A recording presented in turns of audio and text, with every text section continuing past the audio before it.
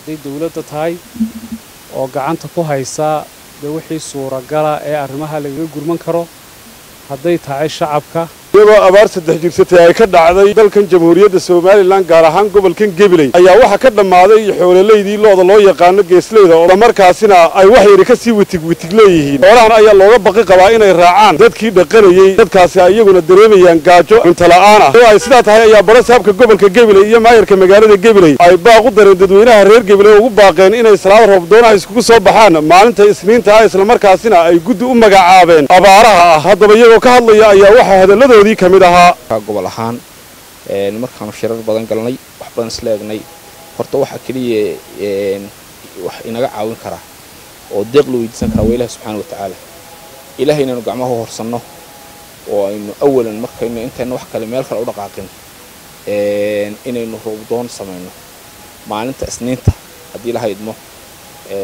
inaynu isu soo bax sameeyno oo aynu Ilaahay gacmaha u horsano aynu Ilaahay u noqono oo dambi dhaaf weydiisano inaan magacawnay guddi runtii abaaraha guddiga waxaan gudoomiye uga dhignay gudoomiye ku-xigeenka gobolka Cali isduwaha Nadfor isduwaha xanaanada xoolaha isduwaha beeraha isduwaha barakacayaasha iyo runtiga xogayaha gobolka xildhibaanayaasha golaha deegaanka waxa kamid ah xildhibaan Mursal xildhibaan Cabdinaasir iyo xildhibaan Sheekh Cali runtii 9 xubnood baanu u magacawnay inay arintan si dhow ula socdaan anaguna runtii kamid baan nahay oo aniga maayirku ku korjoogteynaa gobol ahaan halkii ugu adkayd bay maraysaa Ilaahay baan weydiisanaa insha Allah ta'ala inuu dadka abaaraha ka soo jabiyo weliba waxa dheer in gobolka iyadoo dadkii roob la'aan ku dhacday culays aad iyo aad u weyn ka jiro oo dalagii aanu soo bixin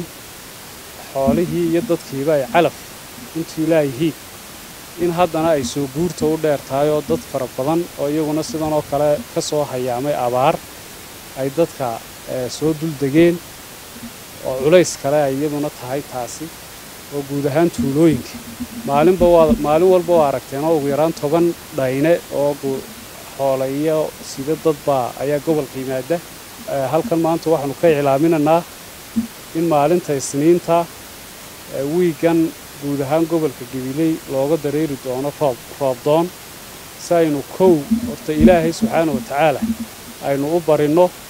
oo aynu u weydiisano duruufta adagayna soo wajahday Ilaahay nooga soo naxariisto oo dadkana runtii ugu baaqana inay una diyaar garoobaan ilaahayna u soo noqdaan oo Ilaahay weydiistaan xaaladda adag runtii inuu Ilaahay naga soo gurmado waa Cabdisalaan Maxamed Bade